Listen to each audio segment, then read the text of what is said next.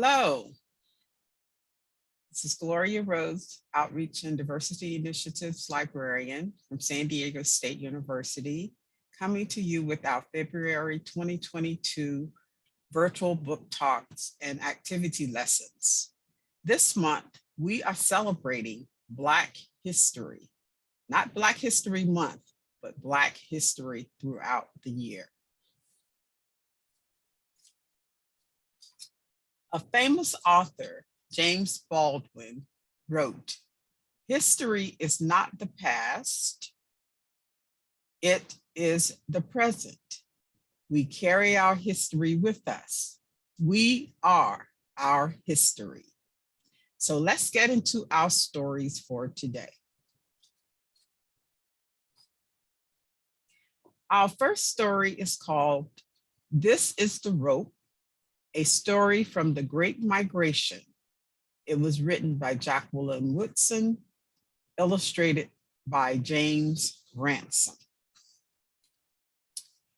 Between the years 1968 and 1973, the author, Jacqueline Woodson, traveled back and forth between South Carolina and New York. It wouldn't be until many years later that she learned she was part of a long history from the early 1900s until mid-1970s.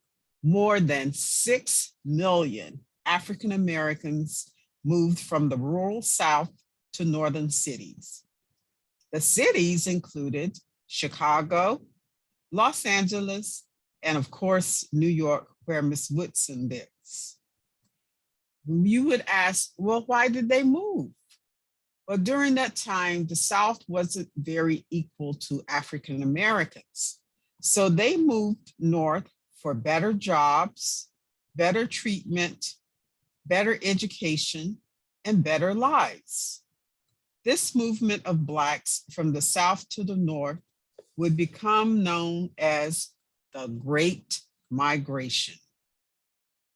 Now, the story is, this is the rope. The rope symbolizes what Miss Woodson calls hope. And throughout the story, she will be talking about this rope in every part of This is the Rope, the story of the Great Migration. I'm going to read to you one sentence or two pages. "This is the rope my grandmother found beneath an old tree a long time ago back home in South Carolina. This is the rope my grandmother skipped under the shade of a sweet smelling pine. This is the rope my grandfather used to tie the few things they owned to the top of a car that drove my grandmother now from South Carolina all the long way to a place called New York City. This is the Rope, a story from the Great Migration by Jacqueline Woodson, illustrated by James Ransom." And for your activity today, you are to draw a line from the states where people were born to where they moved. So Miss Woodson moved from South Carolina to New York. So you can draw a line with a rope, or you can use crayons or a pencil from South Carolina to New York or wherever. And the other thing I want you to think about when you're reading this story, or when your adult is reading it to you, or a brother or sister, what does a family take with them on their journey from a new beginning? So think about that. If you were moving from one place to another, what would be some of the things that you would take with you? Thank you. Our next story is called "Bring Me Some Apples and I'll Make You a Pie." Sounds good, huh? This is a story about Edna Lewis. It was written by Robin Gurley. So you may ask, well, who is Edna Wood? Who is Edna Lewis, and why should I know her? So Edna Lewis was born a long, long time ago in 1916 in Freetown, Virginia. And that was a community actually founded by her grandfather and two other emancipated slaves. The people of Freetown were farmers and they lived by the seasons.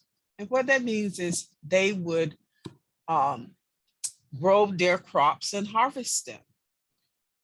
Edna learned to cook by helping her mother and her aunt prepare meals for their family.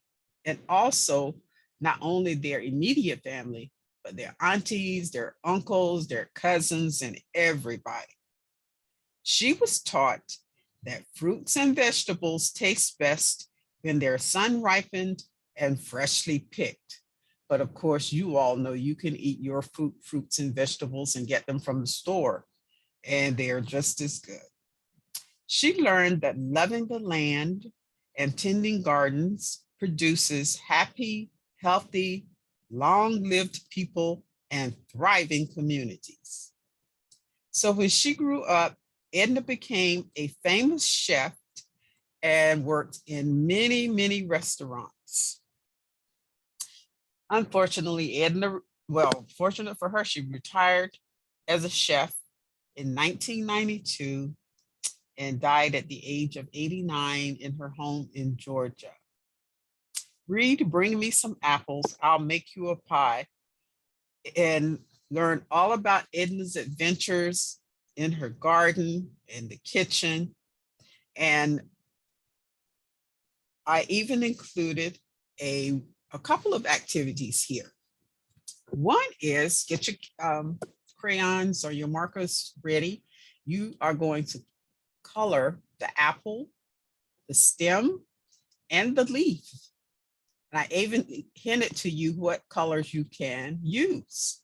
But of course, there are red and green apples, so feel free to even use green for the red part of the apple. And the other thing is from this book, in the back of it, there are many recipes, and you with an adult supervisor can make one or more of the recipes included in this book.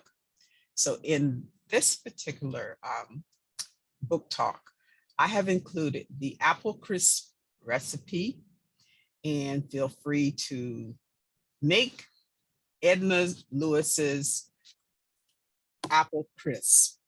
She was a pioneering chef, a teacher, a mentor, and a cookbook author. So enjoy, bring me some apples, and I'll make you a pie, a story about Edna Lewis by Robin Gurley.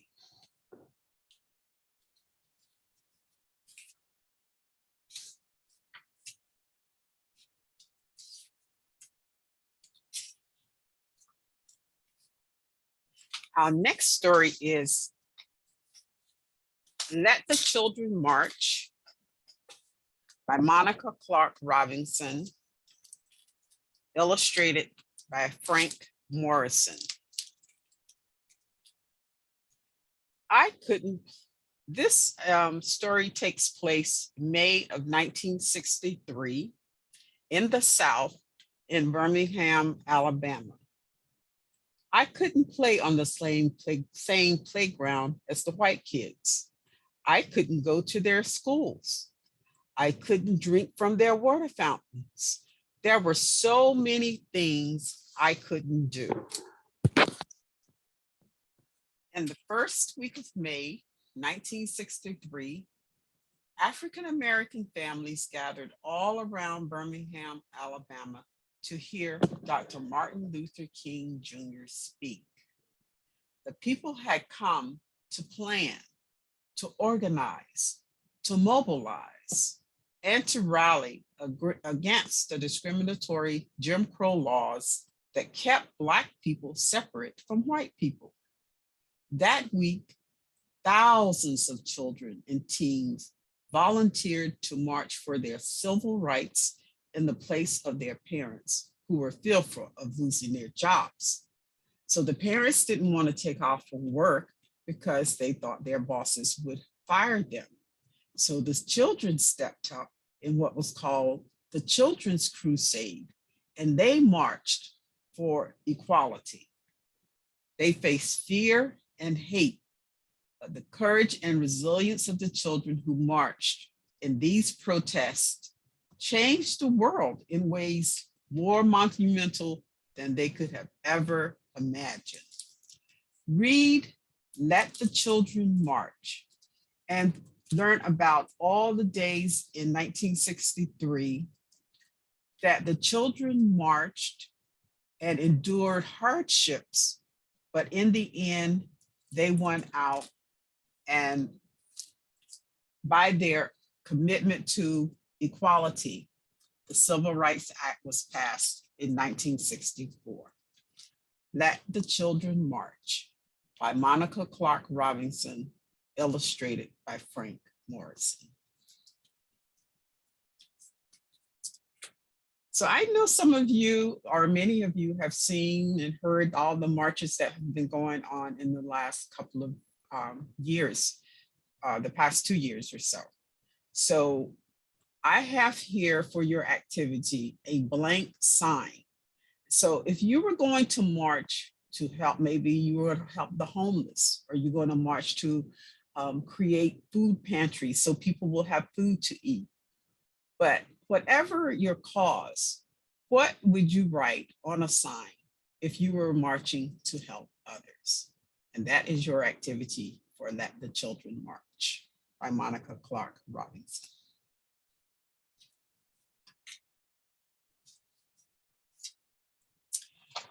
Big Mamas by Donald Cruz.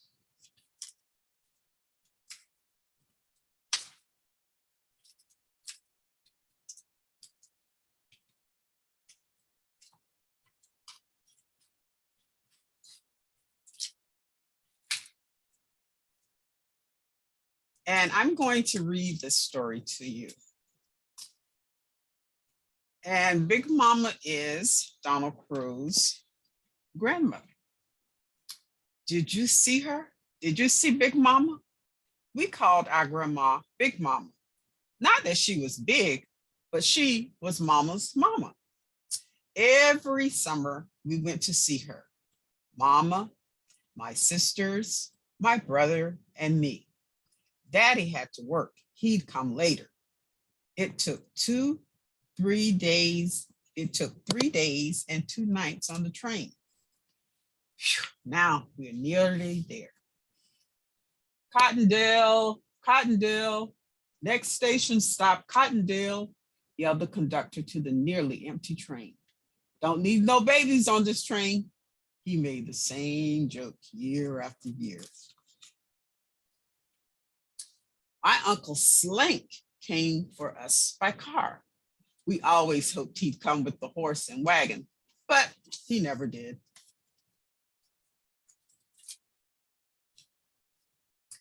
We crossed back over the train tracks, a turn or two along the red dirt road, and onto the lane in front of Big Mama's house.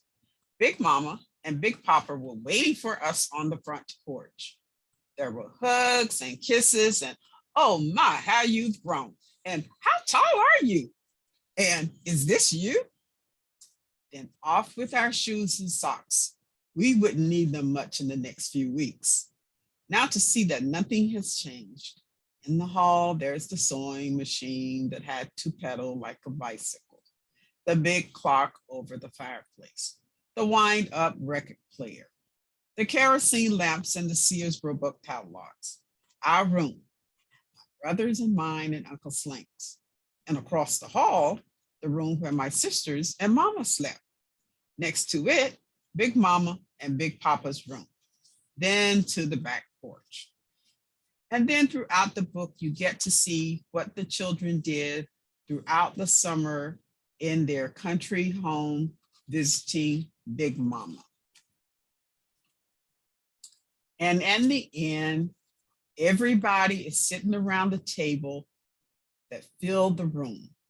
There was Big Mama, Big Papa, Uncle Slank, our cousins from down the road, and all of us. We talked about what we did last year. We talked about what we were going to do this year. We talked so much, we hardly had time to eat. And then there was night. The night was jet black, except for millions of stars. We could hardly sleep thinking about things to come. And now as I think back, and this is Donald Cruz, he says, some nights, the author, some nights, even now, I think I might wake up in the morning and be at Big Mama's with the whole summer ahead of me. So read Big Mama's by Donald Cruz and learn all the adventures that he enjoyed visiting his Big Mama in the country.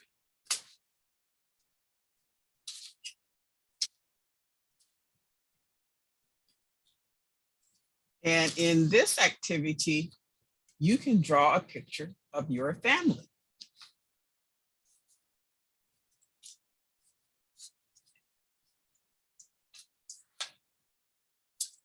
Our next book is the 1619 Project, Born on the Water by Nicole Hannah-Jones and Renee Watson, and beautifully illustrated. All of our books are illustrated. So the pictures are so pretty. And this one is Nicholas Smith. So this story is about a student, and she, in her class, her teacher has the class to do a family tree.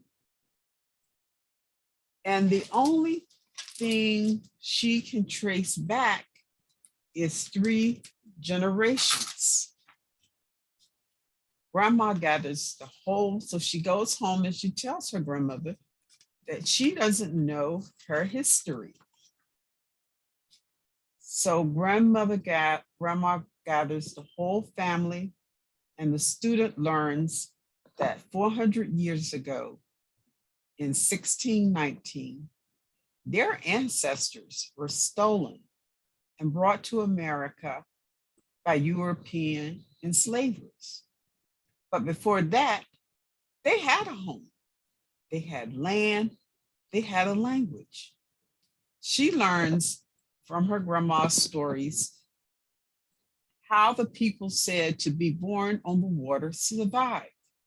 She learned how they planted dreams and hopes, how they learned new words for love, for friends, for family, for joy, for growth, and for home.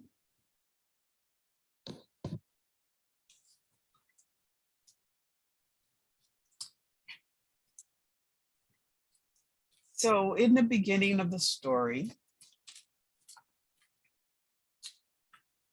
the student says, my teacher gives us an assignment. The assignment is, who are you? She asked. Trace your roots. Draw a flag that represents your ancestral land. Most of my classmates can count back many generations and learn about the countries where their families came from. They draw their flags, but I leave my paper blank. I do not know where I begin, what my story is. So when I get home, Grandma asked, how was school? I tell her about the assignment, how I couldn't finish it, how I can only count back 3 generations here in this country, where my parents, my grandparents, and my great-grandparents were born. But before that, I do not know. I tell her I am ashamed. So Grandma does what grandmothers do. She gathered the whole family. Come, let me tell you our beginning. Let me tell you where you're from. And in Born on the Water, you will get to travel from the homeland of Africa across the waters into where they live now. Born on the Water by Nicole Hannah Jones and Renee Watson, illustrated by Nicholas Smith. Now, for your activity, I had to read together a poem. But another activity that you can do for the 1619 project, Born on the Water, is to talk to your mom, your dad, your uncle, your aunt, your older brother, older sister, or any family member, and ask them to tell you the story about where they came from. So that concludes the virtual book talks for today. But what I have done is also included additional books that you can read, you can check out from the library and the public library, or you can come to the San Diego State University Library. And you can celebrate your history, Black history, all throughout the year. Thank you. Again, my name is Gloria Rhodes. I'm a librarian at San Diego State University.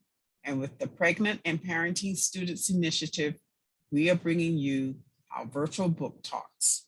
And this book talk was Celebrate Black History. Happy reading, everyone. Thank you.